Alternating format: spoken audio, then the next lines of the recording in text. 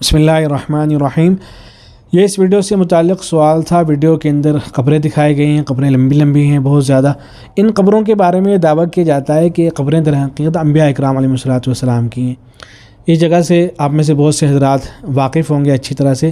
یہ پنجاب میں ایک جگہ ہے سرہند کے پاس ایک جگہ ہے، ایک علاقہ ہے جسے براس کہا جاتا ہے۔ تو یہ جو براس کا علاقہ، یہاں بہت سے حضرات جاتے ہیں سفر کر کے، صوفیہ کرام خاص طور سے، پھر یہاں جا کے مناقبہ وغیرہ بھی کرتے ہیں۔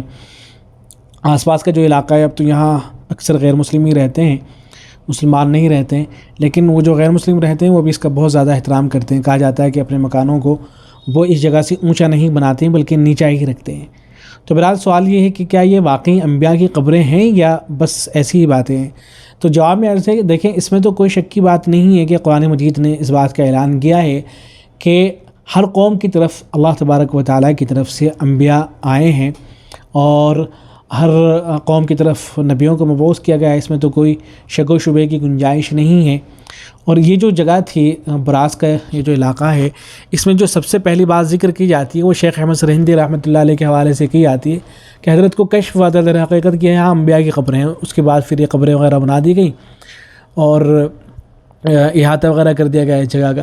بظاہر ایسا معلوم ہوتا ہے کہ صرف کشف کا معاملہ نہیں رہا ہوگا، بلکہ حضرت نے، چونکہ بہت بڑی شخصیت تھی شیخ احمد سرہندی رحمۃ اللہ علیہ کی، وہ ہند میں سرمایہ ملت کا نگہبان مجدد الفسانی حضرت کو کہا جاتا ہے، تو صرف کشف کا معاملہ نہیں رہا ہوگا بلکہ آس پاس میں جو غیر مسلم رہتے ہیں ان کی کتابوں کے ذریعے سے کوئی اس طرح کی باتیں معلوم ہوئی ہوں گی کہ جن سے حضرت اس نتیجے پر پہنچے ہوں گے کہ یہ جو علاقہ ہے اور یہ قبریں وغیرہ ہیں یہ انبیاء کی ہیں۔ تو اس طرح کا معاملہ کچھ رہا ہوگا، بہتر طور پہ تو اللہ ہی جانتے ہیں۔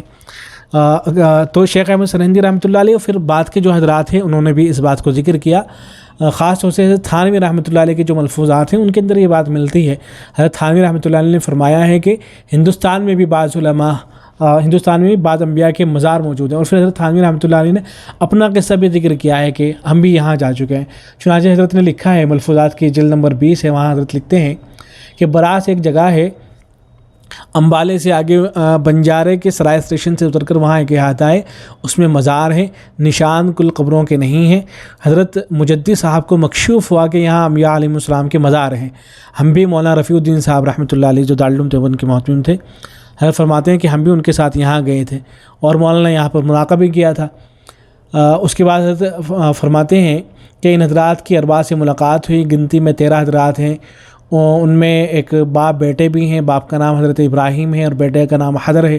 یہ معلوم نہیں کہ ذات کے ساتھ ہے ازال کے ساتھ۔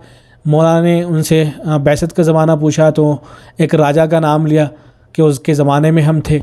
حضرت تھانوی رحمۃ اللہ علیہ فرماتے کہ حضرت تھانوی رحمۃ اللہ علیہ یہ نام بھول گئے، لیکن پھر بعد میں یاد آیا کہ اس راجہ کا نام جو ہے راجہ کرن تھا، اور فرمایا حضرت نے کہ مولانا نے مجھ سے مراقبہ والا قصہ بیان مجھ سے نہیں کیا تھا بلکہ ایک مرید سے بیان کیا۔ انہوں نے مولانا کے داماد صاحب سے بیان کیا اور داماد صاحب نے مجھ سے بیان کیا، اور ان مرید صاحب کا نام حاجی حسینی ساکن بسی ضلع سرہند ہے اور داماد کا نام ضیاء الحق ہے۔ بہرحال یہ تفصیل حضرت تھانوی رحمۃ اللہ علیہ نے ذکر فرما رکھی ہے۔